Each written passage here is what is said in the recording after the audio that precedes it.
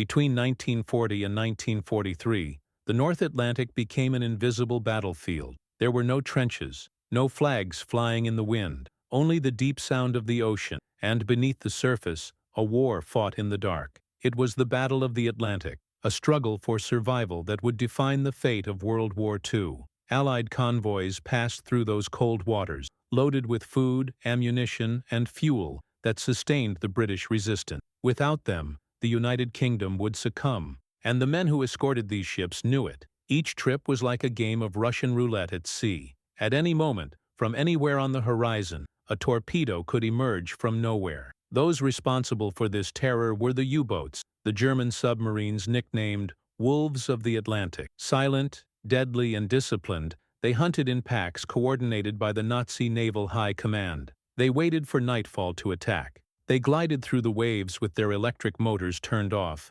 invisible to the rudimentary radar and sonar of the time. In minutes, an entire convoy could be reduced to flames on the horizon. Merchant ships were split in two. Men screamed in the icy water, and the ocean fell silent again, with only debris floating like scars from the night before. Allied commanders tried to fight back, but the battle was uneven. The weapons they had to combat submarines were rudimentary and, for the most part, based on luck. They used depth charges, large explosive cylinders launched from the stern of the ship, programmed to detonate at a certain depth. When a ship believed it had located a submarine, it would throw dozens of these charges into the sea, hoping that some would fall close enough to damage the enemy's hull. The problem was that the inaccuracy was enormous. The explosions stirred up the waters, destroyed sonar contact, and often hit nothing. The result?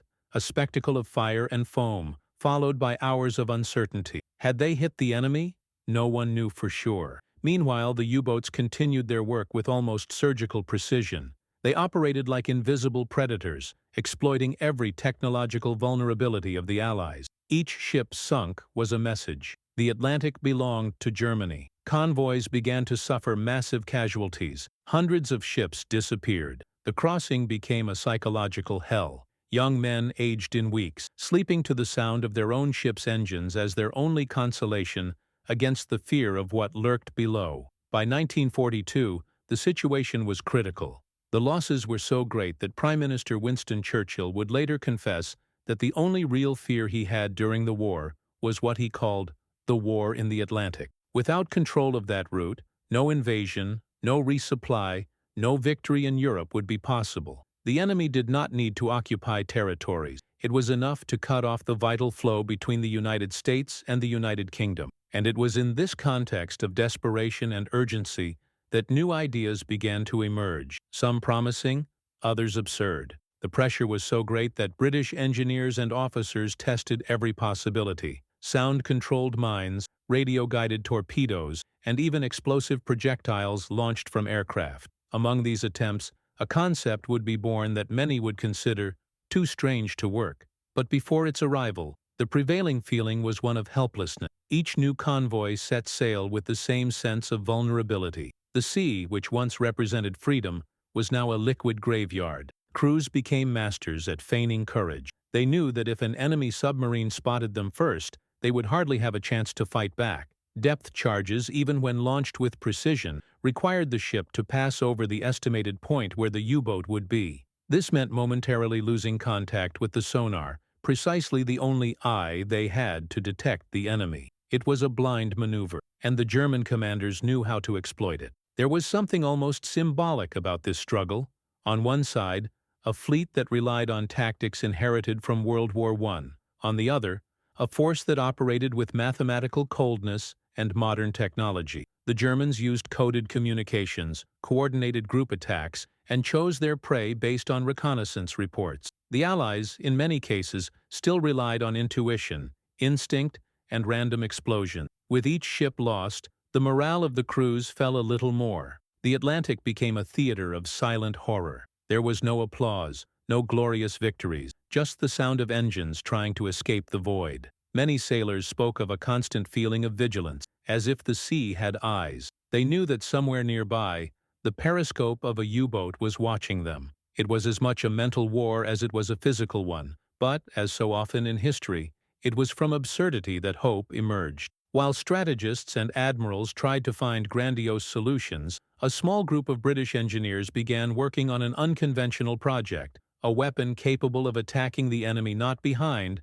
but in front of the ship, a complete reversal of the naval combat logic of the time. On paper, the idea seemed bizarre. In practice, it promised something no one believed possible: attacking without losing contact with the enemy. This invention did not yet have a name. It was just a set of launch tubes and projectiles smaller than the heavy depth charges. But it would bring about such a radical paradigm shift that many would reject it before even seeing a test. And for a while, the war would continue its bloody course, until this strange idea finally proved its worth. What few knew in those dark early days of the 1940s was that salvation from the seas would not come from a major technological breakthrough or a monumental weapon. It would come from something simple, ingenious, and initially ridiculed, something that would completely transform the way man hunted the enemy in the depths. While the wolves of the Atlantic continued to hunt with impunity, the next big turnaround was already beginning to take shape behind the scenes at the Royal Navy.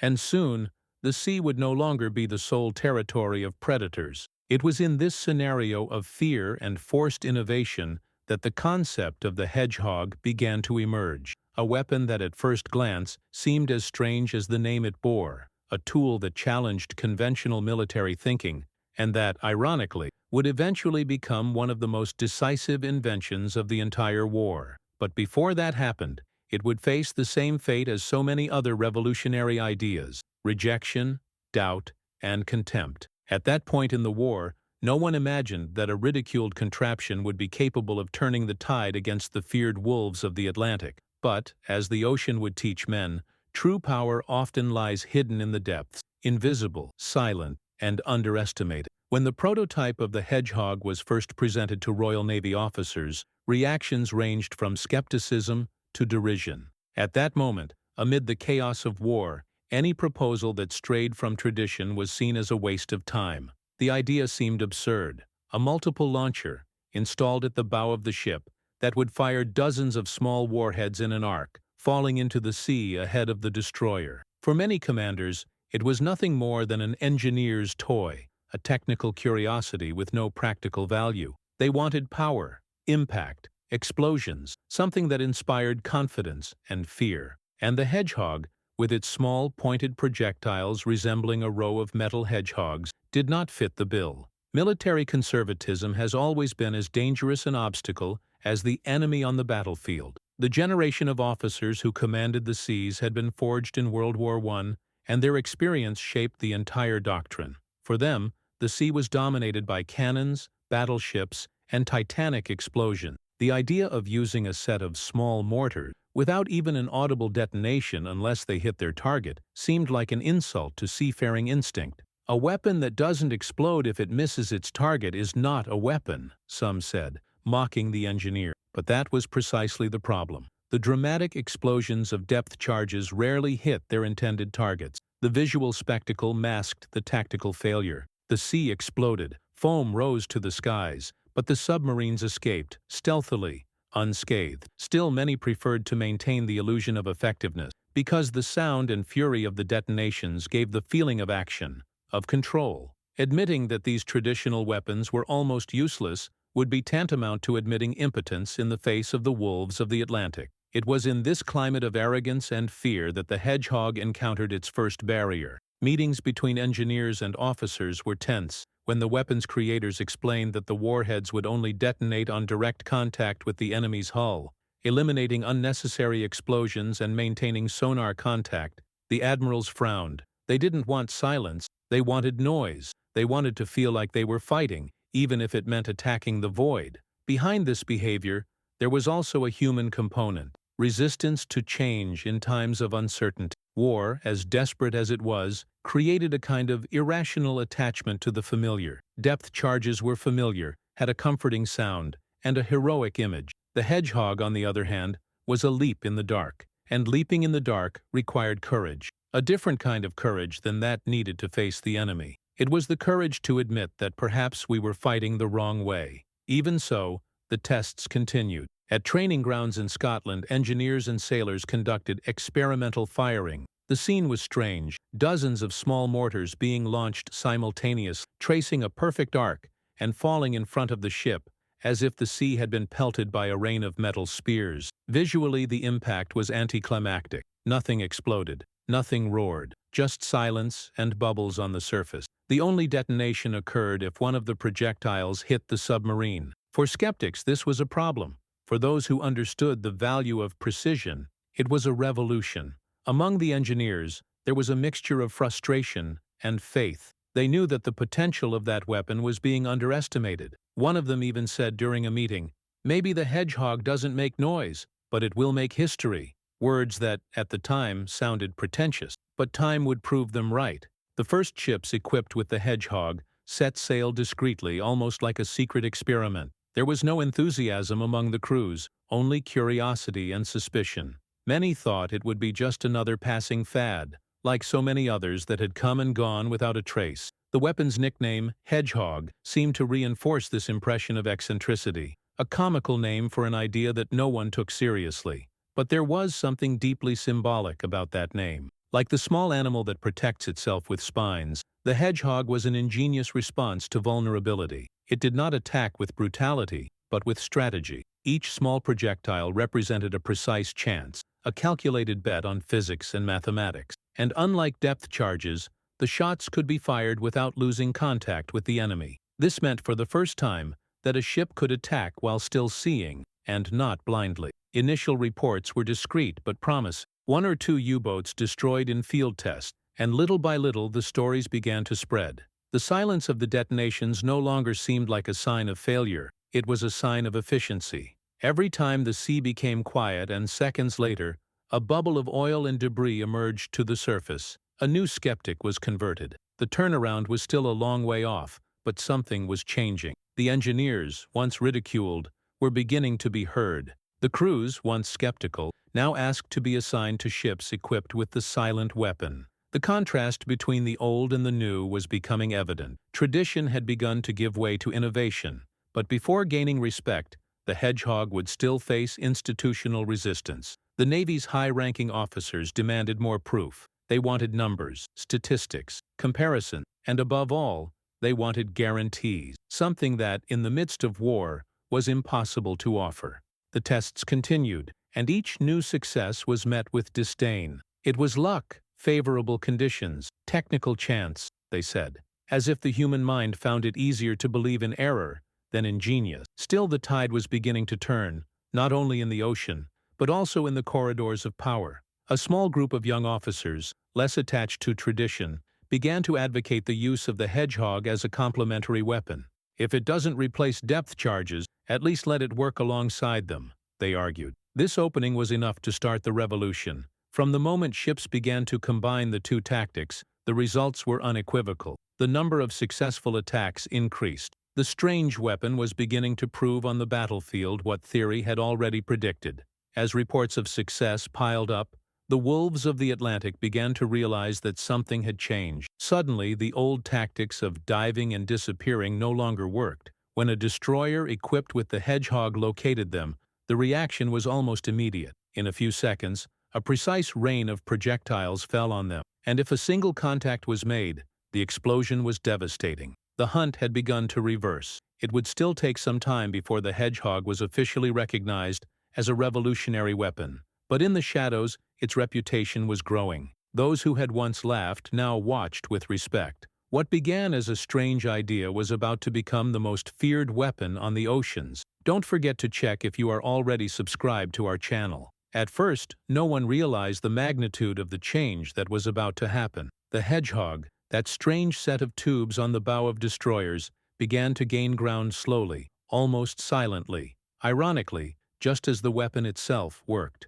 What was once a laughingstock was now viewed with curiosity. The crews who were lucky enough to test the new system noticed something different on their missions, a sense of control. For the first time, they could attack without losing contact with the enemy, without relying on luck, without throwing themselves blindly into the abyss. The logic was simple, but revolutionary. Traditional depth charges were launched from the stern of the ship, falling on the estimated point where the submarine might be. This forced the destroyer to pass over the enemy's position, and in doing so, contact with the sonar was lost. The ship launched its charges and turned. The Hedgehog changed everything.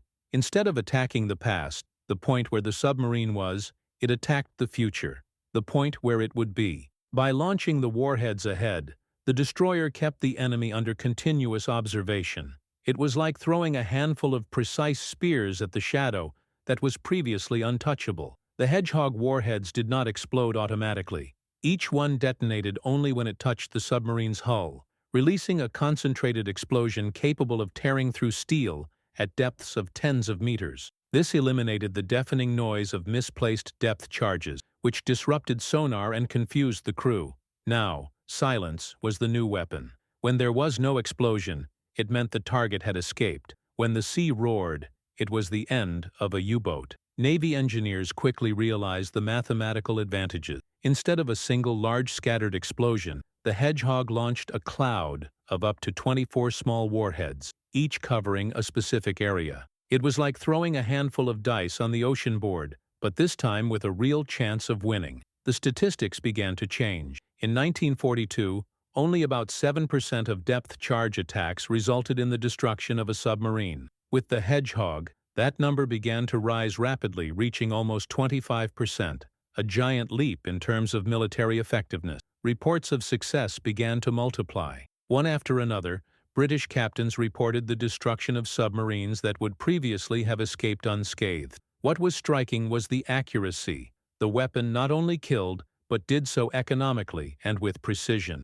The enemy could no longer rely on its silence. The ocean, which had previously offered refuge, had become a trap. Every sound emitted, every false move could be detected and punished by a lethal rain of metal projectiles. The new weapon also transformed the psychological behavior of the crews. Before, attacking a submarine was an act of faith.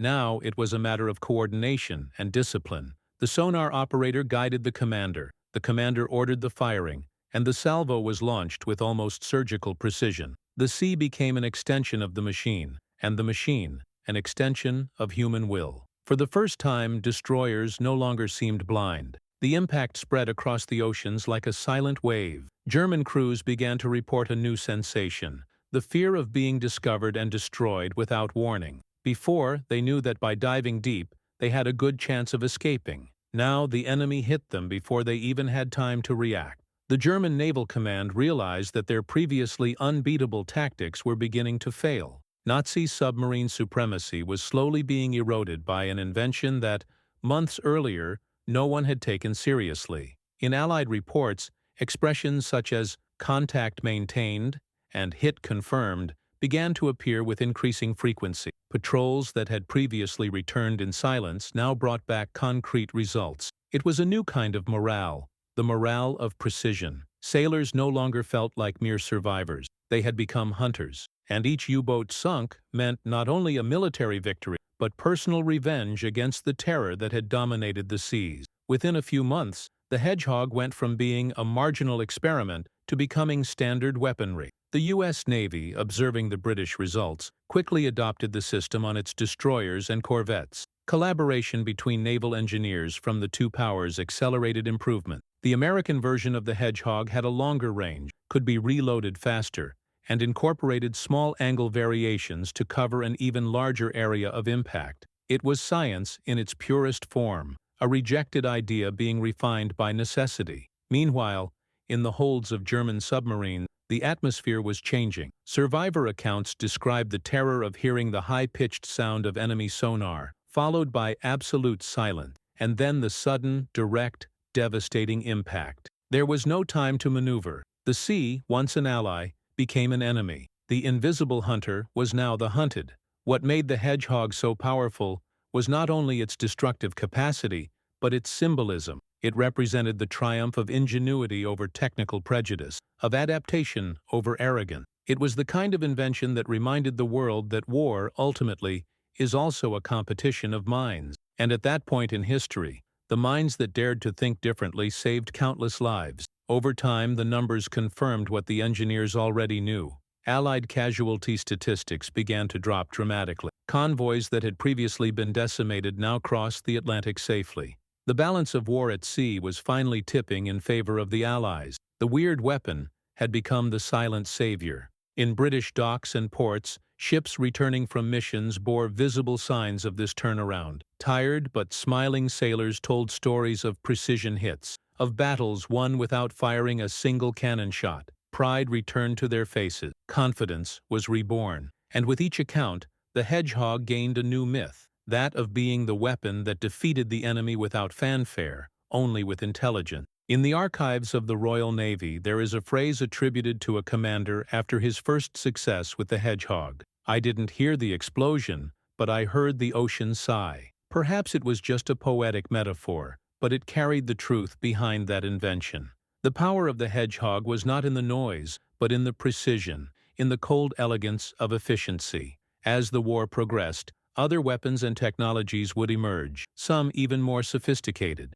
But the Hedgehog remained a symbol of a greater lesson, that innovation is rarely born to applause. It is born to suspicion, to laughter, to rejection, and that is precisely why it changes the world. By the end of 1943, the Atlantic was beginning to belong to the Allies once again. The silence of the sea was no longer the sound of fear, but of victory. A victory won not by brute force, but by the mind. And it all started with an iron hedgehog that dared to defy logic and show that sometimes what seems strange is exactly what destiny expected.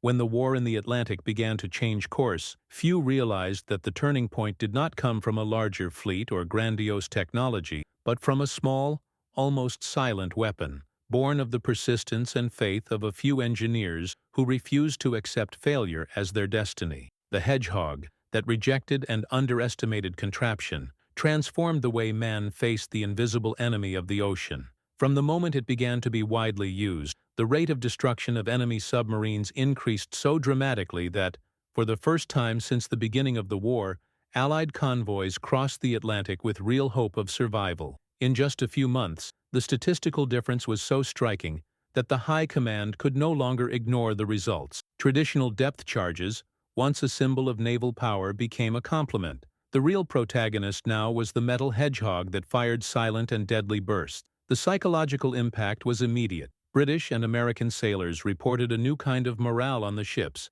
It was no longer just a matter of resisting attacks, but of facing them on equal terms. The crews of the U-boats, on the other hand, began to feel the weight of fear, something that had previously belonged only to the Allies. Reports intercepted by British intelligence showed anguished messages from German commanders. They reported that the sea, once a safe haven, had become an invisible minefield. The sound of Allied sonar, which had previously meant only a distant threat, now heralded imminent destruction. "There is nowhere to hide," wrote a U-boat officer in a letter that never reached its destination. "The enemy attacks us before we even know where he is. It's as if the sea is on their side." The numbers proved the change. Convoy losses fell by more than 70% in less than a year. The success rate of Allied attacks on enemy submarines jumped from 7% to nearly 25%. In military terms, it was a revolution, but in human terms, it was something even greater. Each U-boat sunk meant dozens of sailors who would not die in the icy depths.